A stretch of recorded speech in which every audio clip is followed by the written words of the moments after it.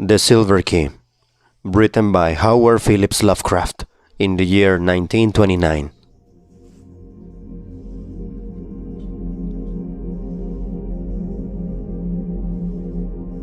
When Randolph Carter was 30, he lost the key to the Gate of Dreams. Prior to that time, he had made up for the prosiness of life by nightly excursions to strange and ancient cities beyond space, and lovely, unbelievable garden lands across ethereal seas. But as middle age hardened upon him, he felt these liberties slipping away little by little, until at last he was cut off altogether. No more could his galley sail up the river Ucranos, past the gilded spires of Thran, or his elephant caravans tramp through perfumed jungles in Klet, where forgotten places with vain ivory columns sleep lovely and unbroken under the moon. He had read too much of things as they are, and talked with too many people. Well-meaning philosophers had taught him to look into the logical relations of things, and analyze the processes which shape his thoughts and fancies. Wonder had gone away, and he had forgotten that all life is only a set of pictures in the brain, among which there is no difference betwixt those born of real things and those born of inward dreamings, and no cause to value the one above the other. Costume had dinned into his ears a superstitious reverence for that which tangibly and physically exists, and had made him secretly ashamed to dwell in visions.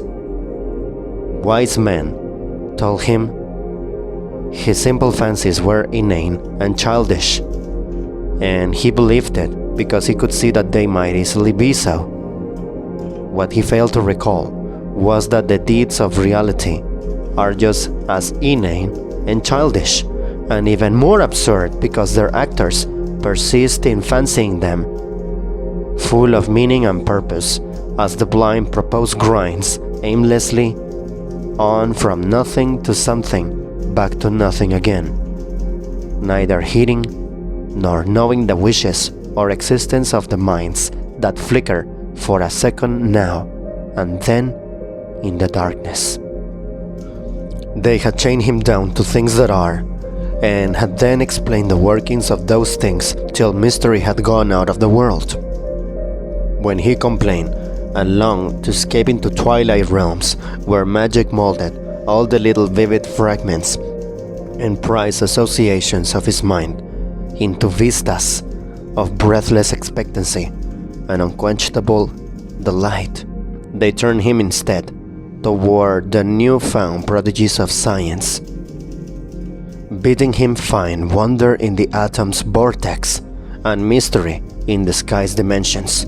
And when he had failed to find these boons in things whose laws are now known and measurable, they told him that he lacked imagination and was immature because he preferred dream illusions to the illusions of our physical creation.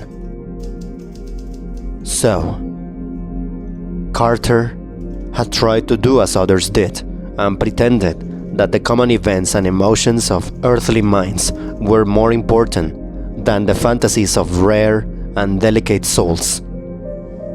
He did not descend when they told him that the animal pain of a stuck pig or dyspeptic plowman in real life is a greater thing than the peerless beauty of Nyarlathotep, with its 100 carven gates and domes of chalcedony, which he dimly remembered from his dreams, and under their guidance he cultivated a painstaking sense of pity and tragedy.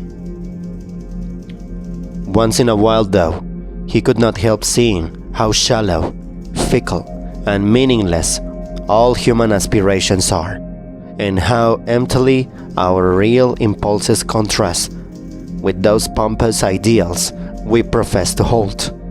Then he would have recourse to the polite laughter they had taught him to use against the extravagance and artificiality of dreams.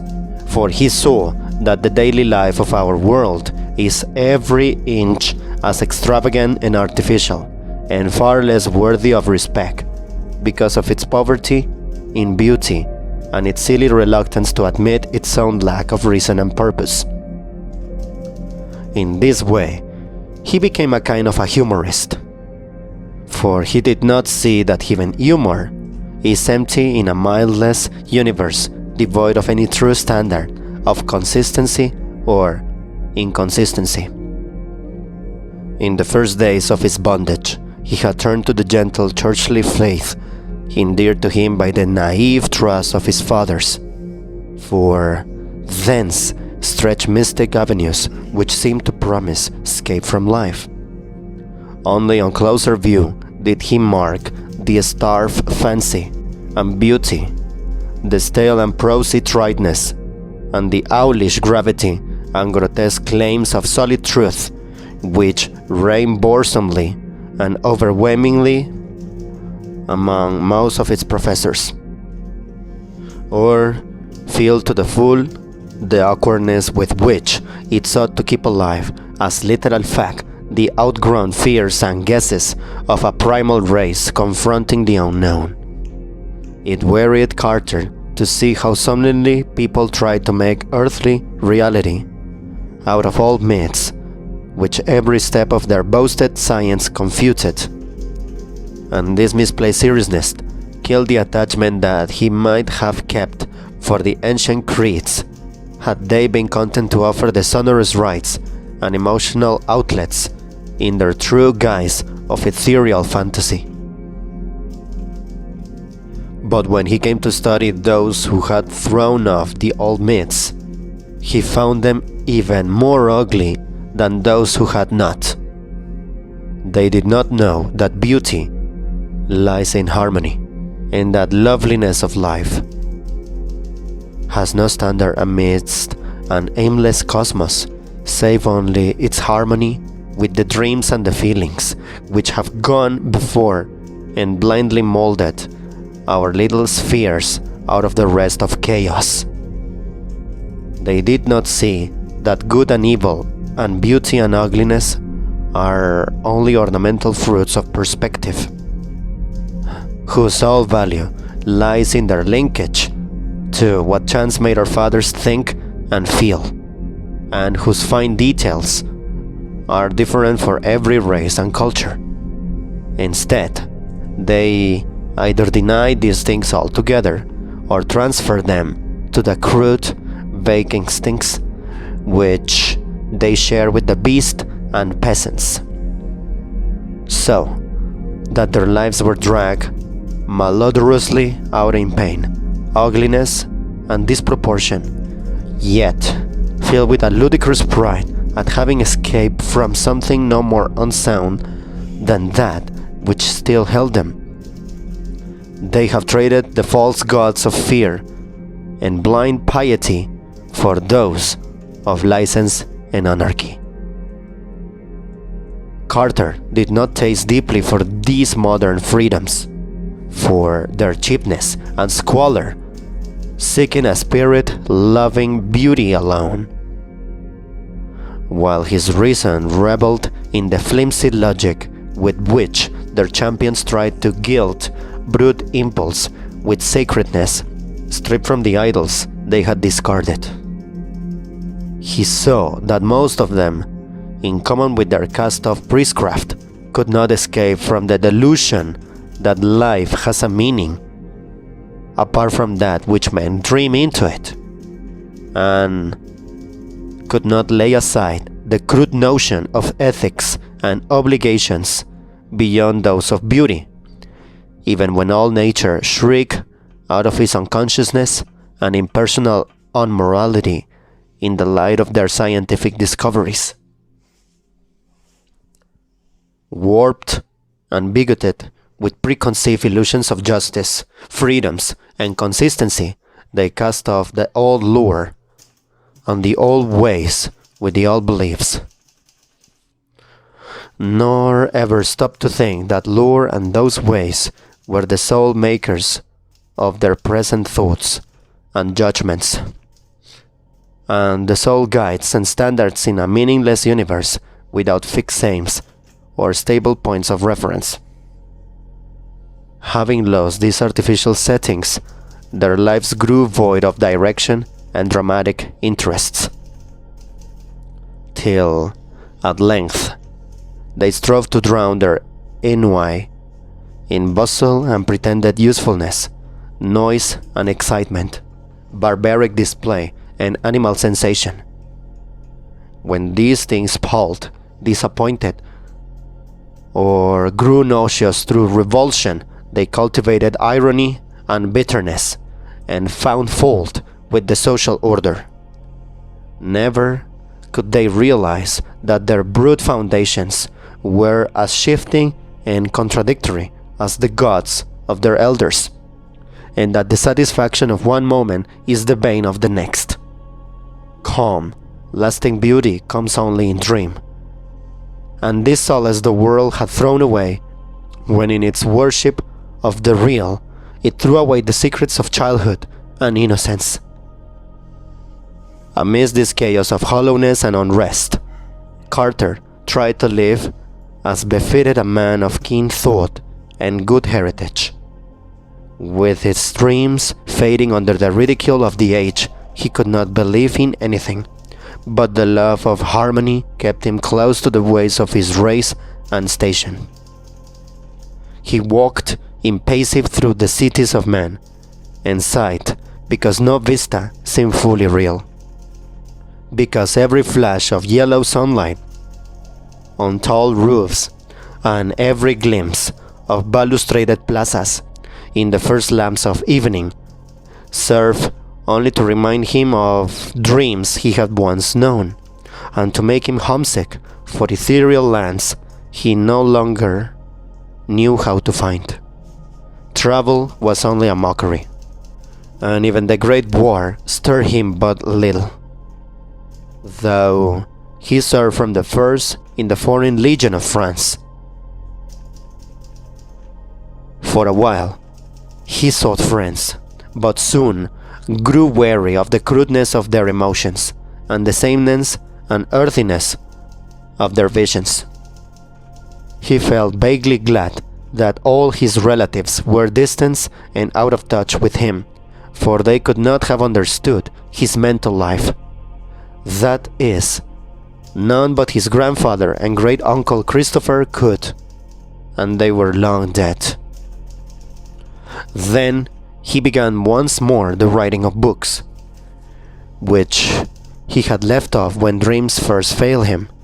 But here, too, was there no satisfaction or fulfillment, for the touch of earth was upon his mind, and he could not think of lovely things as he had done of yore. Ironic humor dragged down all the twilight minarets he reared, and the earthy fear of improbability blasted all the delicate and amazing flowers in his fairy gardens. The convention of assumed piety split mawkishness in his characters, while the myth of an important reality and significant human events and emotions debased all his high fantasy into thin veil allegory and cheap social satire. His new novels were successful as his old ones had never been, and because he knew how empty they must be to please an empty heart, he burned them and ceased his writing. They were very graceful novels, in which he urbanely laughed at the dreams he lightly sketched, but he saw that their sophistication had sapped all their life away.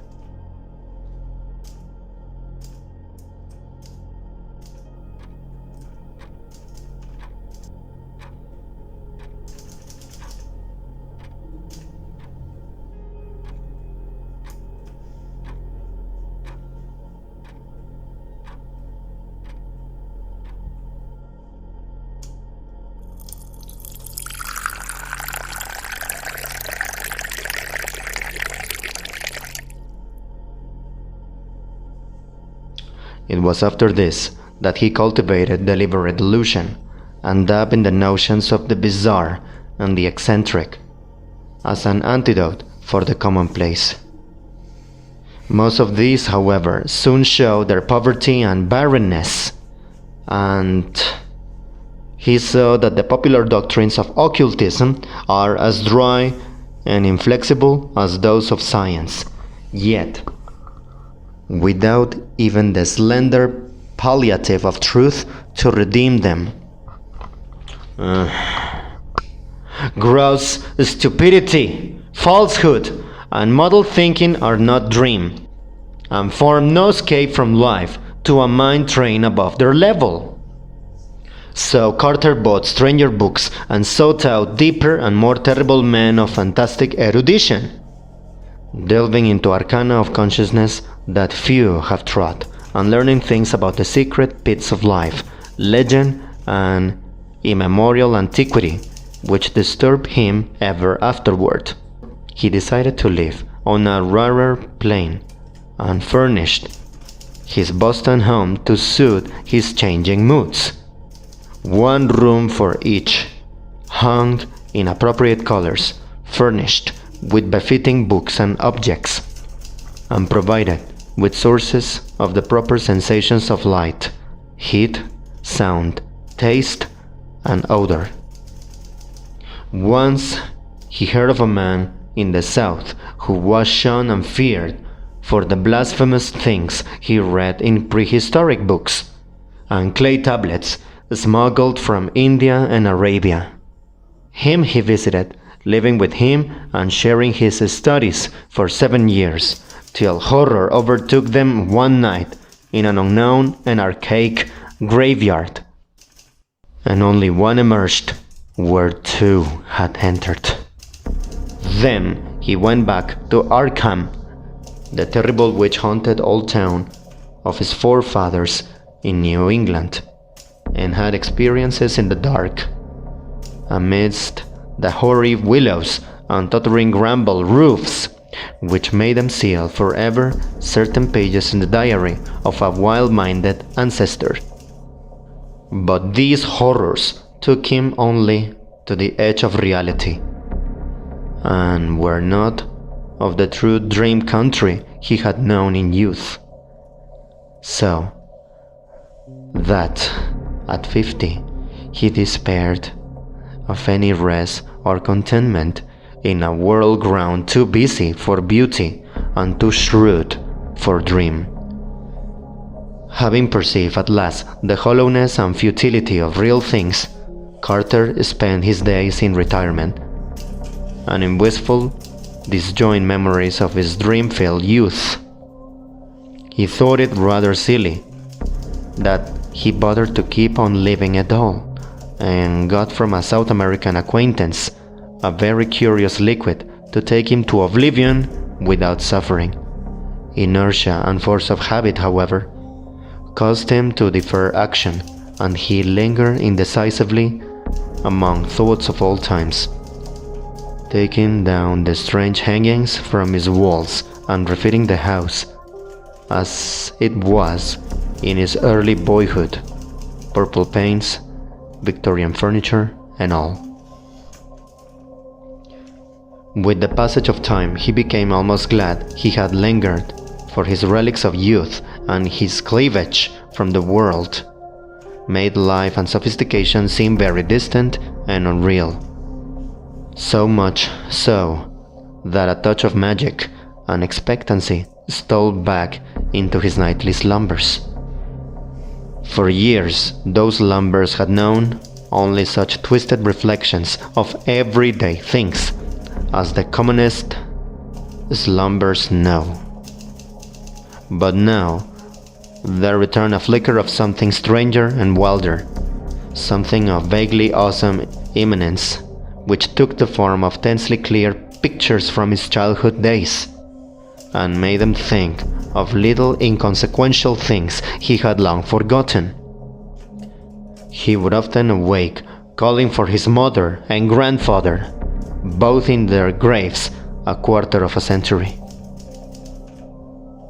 Then one night his grandfather reminded him of the key, the grey old scholar, as vivid as in life, spoke long and earnestly of their ancient line and the strange visions of the delicate and sensitive man who composed it. He spoke of the flame-eyed crusader who learned wild secrets of the Saracens that held him captive, and of the first Sir Randolph Carter who studied magic when Elizabeth was queen. He spoke too of that Edmund Carter who had just escaped hanging in the Salem witchcraft, and who had placed in an antique box a great silver key handed down from his ancestors.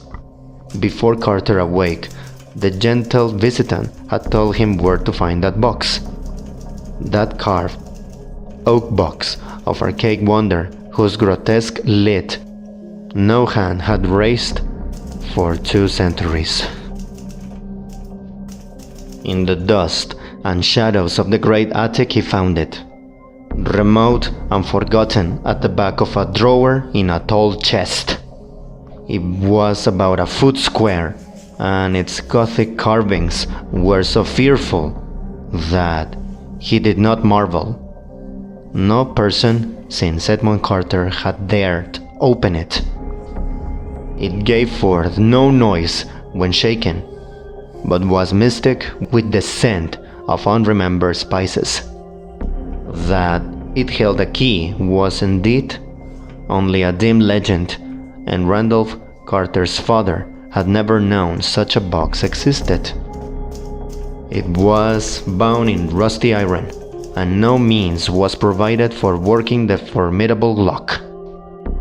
Carter vaguely understood that he would find within it some key to the lost gate of dreams, but of where and how to use it, his grandfather had told him nothing. An old servant forced the carven lid, shaking as it did so at the hideous faces leering from the blackened wood, and at some unplaced familiarity. Inside, wrapped in a discolored parchment, was a huge key of tarnished silver covered with cryptical arabesques, but of any legible explanation there was none. The parchment was voluminous and held only the strange hieroglyphs of an unknown tongue written with an antique reed. Carter recognized the characters as those he had seen on a certain papyrus scroll belonging to that terrible scholar of the South who had vanished one midnight in a nameless cemetery.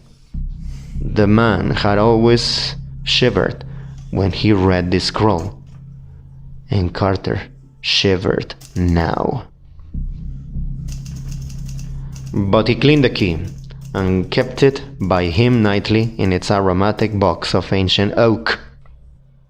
His dreams were meanwhile increasing in vividness, and though showing him none of the strange cities and incredible gardens of the old days, were assuming a definite cast whose purpose could not be mistaken. They were calling him back along the years, and with the mingled wills of all his fathers were pulling him toward some hidden and ancestral source. Then he knew he must go into the past and merge himself with all things, and day after day he thought of the hills to the north where haunted Arkham and the rushing Miskatonic on the lonely rustic homestead of his people lay.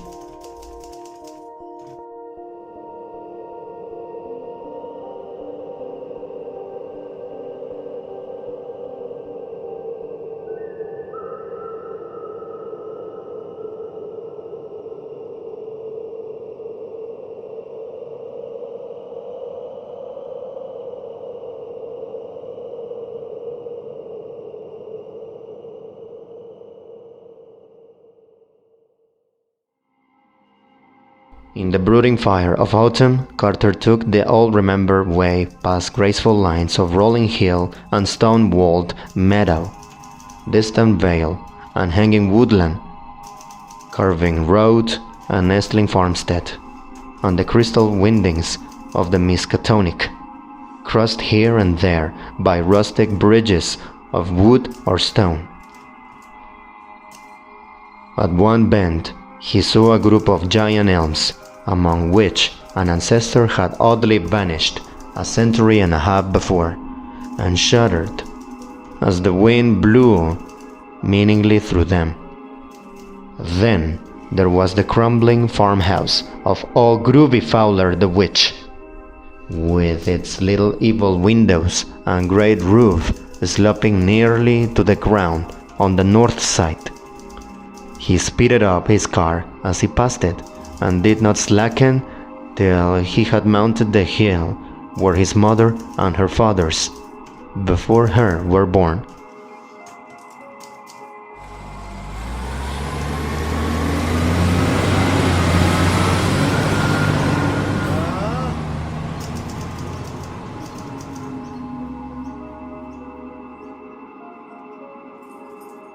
And where the old white house still looked proudly across the road, at the breathlessly lovely panorama of rocky slope and verdant valley, with the distant spires of Kingsport on the horizon and hints of the archaic, dream-laden sea in the farthest background. Then came the steeper slope that held the old Carter place he had not seen in over 40 years. Afternoon was far gone when he reached the foot, and at the bend halfway up, he paused to scan the outspread countryside, golden and glorified in the slanting floods of magic poured out by a western sun. All the strangeness and expectancy of his recent dreams seemed present in this hushed and unearthly landscape, and he thought of the unknown solitudes of other planets as his eyes traced out the velvet and deserted lawns shining undulant between their tumbled walls. The clumps of fairy forest setting off far lines of purple hills beyond hills, and the spectral wooded valley dipping down in shadow to dank hollows where trickling waters crooned and gurgled among swollen and distorted roots. Something made him feel that motors did not belong in the realm he was seeing, so he left his car at the edge of the forest, and putting the great key in his coat pocket, walked on up the hill. Woods now engulfed him utterly, though he knew the house was on a high knoll that cleared the trees except to the north. He wondered how it would look, for it had been left vacant and untended through his neglect since the death of his strange great-uncle Christopher 30 years before. In his boyhood, he had reveled through long visits there, and had found weird marvels in the woods beyond the orchard. Shadows thickened around him, for the night was near. Once a gap in the trees opened up to the right, so that he saw off across leagues of twilight meadow and spied the old congregational steeple on Central Hill in Kingsport. Pink with the last flush of day, the panes of the little round windows blazing with reflected fire. Then, when he was in deep shadow again, he recalled with a start that the glimpse must have come from childish memory alone, since the old white church had been long turned down to make room for the Congregational Hospital. He had read of it with interest, for the paper had told about some strange burrows or passages found in the rocky hill beneath. Through his puzzlement, a voice piped, and he started again at its familiarity after long years.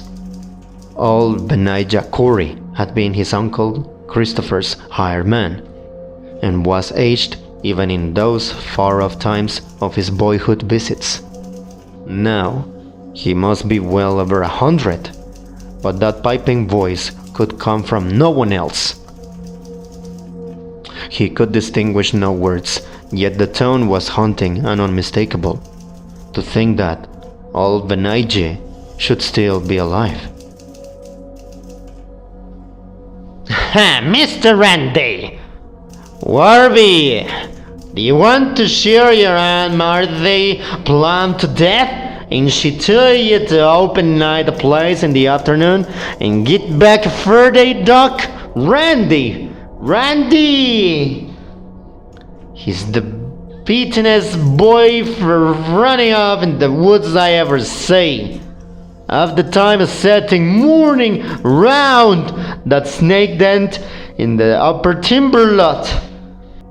Hey yo, hey you, Randy!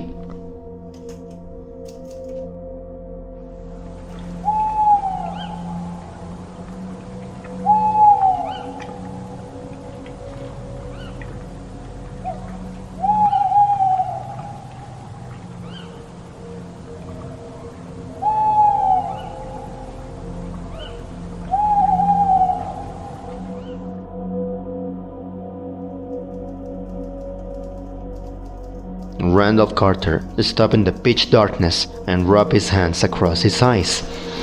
Something was queer. He had been somewhere he ought not to be, had strayed very far away to places where he had not belonged, and was now inexcusably late. He had not noticed the time on the Kingsport steeple, though he could easily have made it out with his pocket telescope. But he knew his lateness was something very strange and unprecedented. He was not sure he had his little telescope with him, and put his hand in his blouse pocket to see. No, it was not there, but there was the big silver key he had found in a box somewhere. Uncle Chris had told him something odd once about an old unopened box with a key in it, but Aunt Martha had stopped the story abruptly, saying it was no kind of thing to tell a child whose head was already too full of queer fancies. He tried to recall just where he had found the key, but something seemed very confused. He guessed it was in the attic at home in Boston, and dimly remembered bribing Parks with half its week allowance to help him open the box and keep quiet about it. But when he remembered this, the face of Parks came up very strangely, as if the wrinkles of long years had fallen upon the brisk little cockney. Randy! Hi, Randy! A swaying lantern came round the black bend, and old Benijah pounced on the silent and bewildered form of the pilgrim. Darn ye boys, so thar ye be. Ain't ye got a tongue in your head that ye can answer, buddy? I've been calling this half hour, and ye must hear me a long ago. Don't you know your Aunt Marthy's all a fidget over your bending off after dark? Wait till I tell your Uncle Chris when he gets home. You'd orter know these here woods ain't no fitting place to be traipsing this hour. These things abroad what don't do nobody no good, as my grandson know the Fermi. Come, Mr. Randy, or Hannah won't keep supper no longer. So Randolph Carter was marched up the road where wandering stars glimmered through high autumn boughs, and dogs barked as the yellow light of small pan windows shone out at the farther turn, and the Pleiades twinkled across the open knoll where a great grumble roof stood black against the dim west. Aunt Martha was in the doorway and did not scold too hard when Benijah shoved the truant in. She knew Uncle Chris well enough to expect such things of the Carter blood. Randolph did not show his key, but ate his supper in silence and protested only when bedtime came. He sometimes dreamed better when awake, and he wanted to use that key. In the morning, Randall was up early and would have run off to the upper timber lot if Uncle Chris had not caught him on and forced him into his chair by the breakfast table. He looked impatiently around the low-pitched room with the rag carpet and exposed beams and corner posts,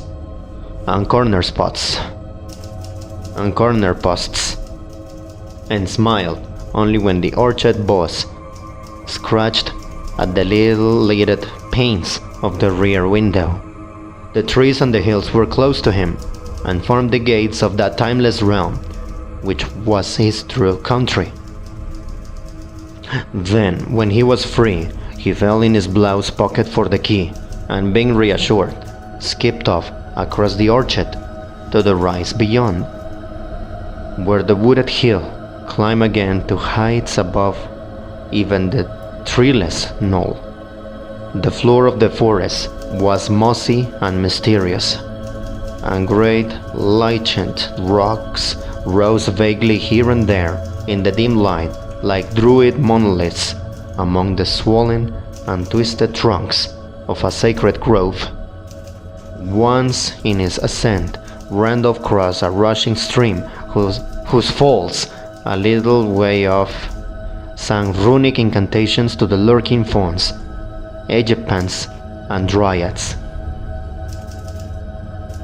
Then he came to the strange cave in the forest slope, the dreaded snake den which country folk shunned, and away from which Benijah had warned him again and again. It was deep, far deeper than anyone but Randolph suspected, for the boy had found a fissure in the farthermost black corner that led to a loftier grotto beyond, a haunting sepulchral place whose granite walls held a curious illusion of conscious artifice. On this occasion, he crawled in as usual, lining his way with matches filched from the sitting room match safe, and edging through the final crevice with an eagerness hard to explain even to himself.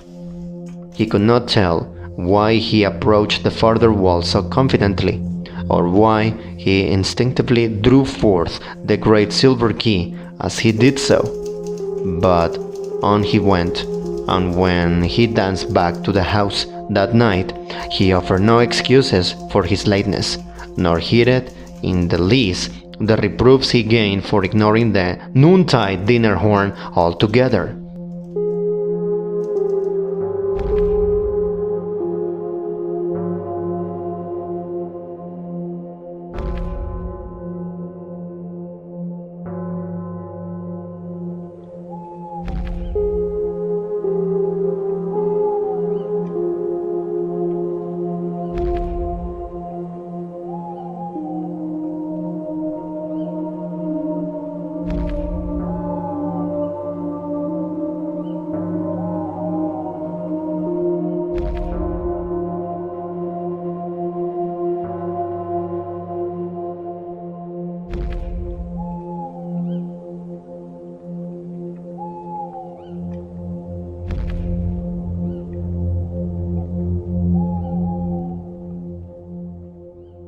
Now, it is agreed by all the distant relatives of Randolph Carter that something occurred to heighten his imagination in his 10th year.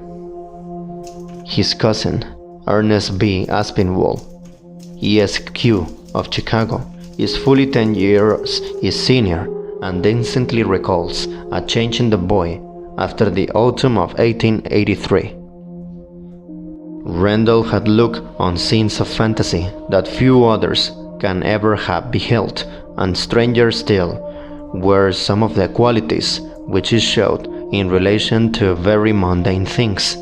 He seemed, in fine, to have picked up an odd gift of prophecy, and reacted unusually to things which, though at the time without meaning, were later found to justify the singular impressions. In subsequent decades, as new inventions, new names, and new events appeared one by one in the book of history, people would now and then recall wonderingly how Carter had years before let fall some careless word of undoubted connection with what was then far in the future. He did not himself understand these words, or know why certain things made him feel certain emotions, but fancied that some unremembered dream must be responsible. It was as early as 1897 that he turned pale when some traveler mentioned the French town of Bellois and Santerre, and friends remembered it when he was almost mortally wounded there in 1916 while serving with the Foreign Legion in the Great War. Carter's relatives talk much of these things because he has lately disappeared.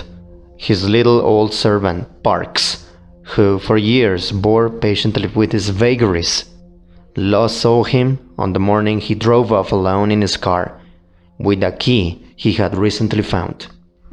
Parks had helped him get the key from the old box containing it, and had felt strangely affected by the grotesque carvings in the box, and by some other odd quality he could not name. When Carter left, he had said he was going to visit his old ancestral country around Arkham.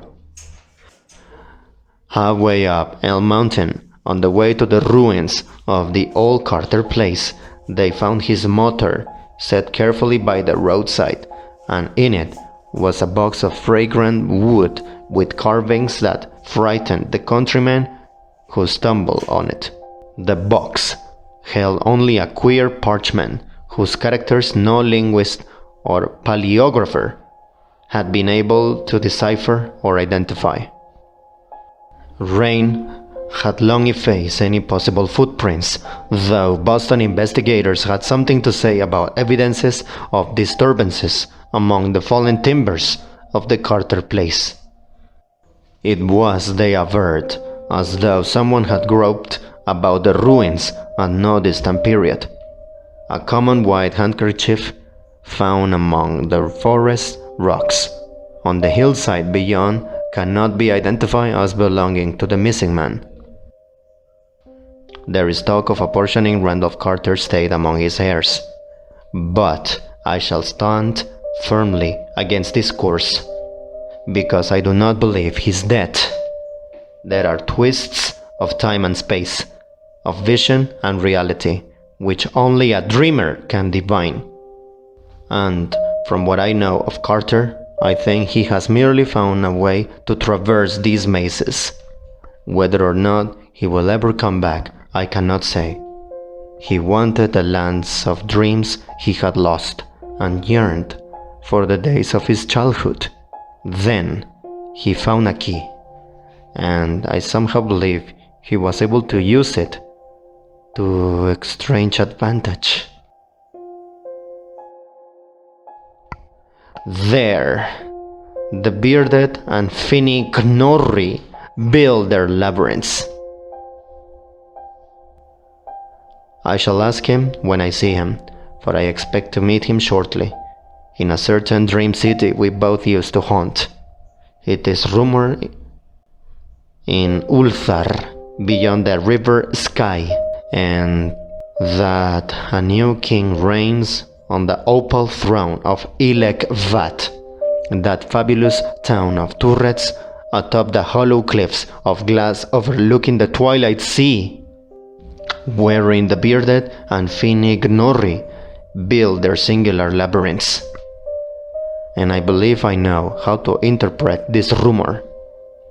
Certainly, I look forward impatiently to the sight of that great silver key, for in its cryptical arabesques there may stand, symbolize all the aims and mysteries of a blindly impersonal cosmos. The end.